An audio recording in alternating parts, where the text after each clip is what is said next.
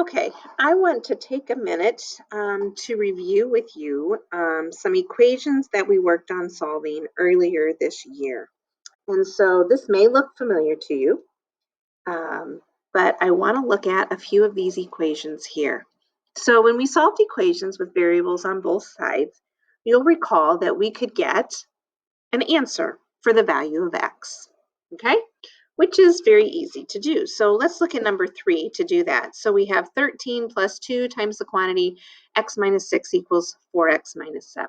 And so we would distribute first, and we would get 13 plus 2x minus 12 equals 4x plus 7. Let's see, it's out in the, minus 7. Okay.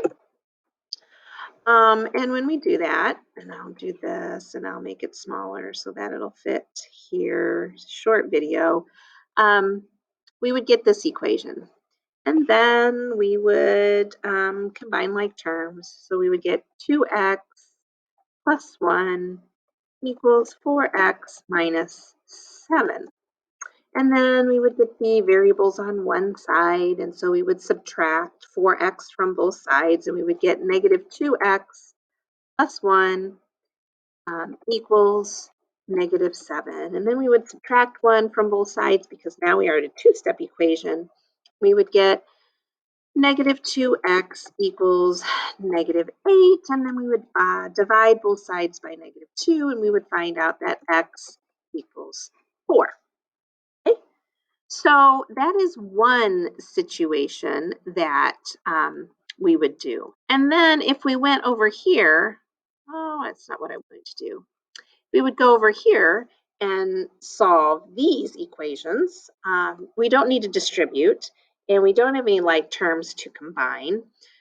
So we would just begin moving the variables to one side and the constants to the other. And so I'm going to say, let's add 5x to both sides. And if I do that, I'm going to end up with 13. The 5x's are going to cancel.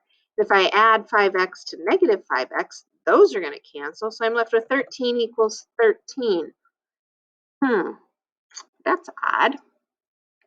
Do you recall those kinds of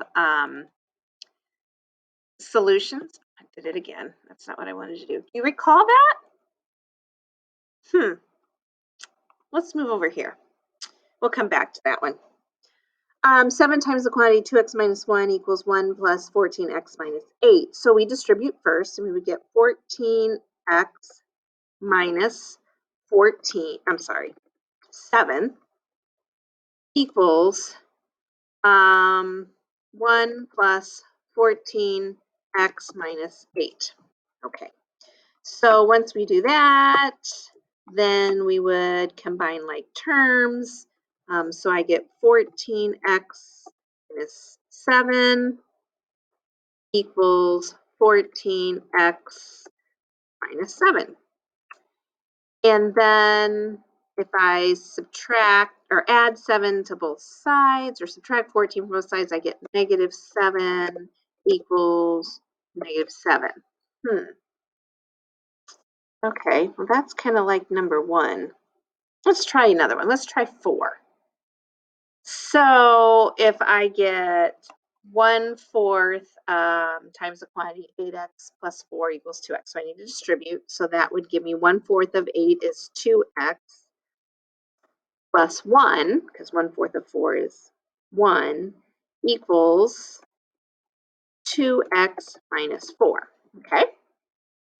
So then again, I need to move the variables to one side and the constants to the other. So I'm going to subtract 2x from both sides. And 2x minus 2x is going to give me 1.